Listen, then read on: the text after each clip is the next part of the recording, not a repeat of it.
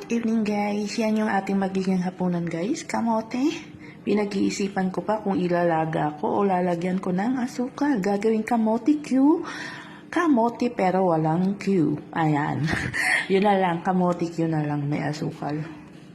Yan. Lutuin na natin guys para sa ating hapunan. Ayan. Nahiwa na natin guys. Pwede nang iprito.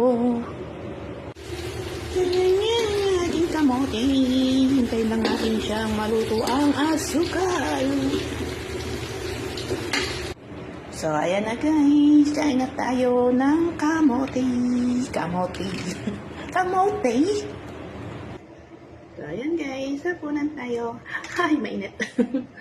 Kain tayo guys. Ayan, mamaya na tayo maliligo. Tinatamad pa ako maligo kasi may gagawin pa ako.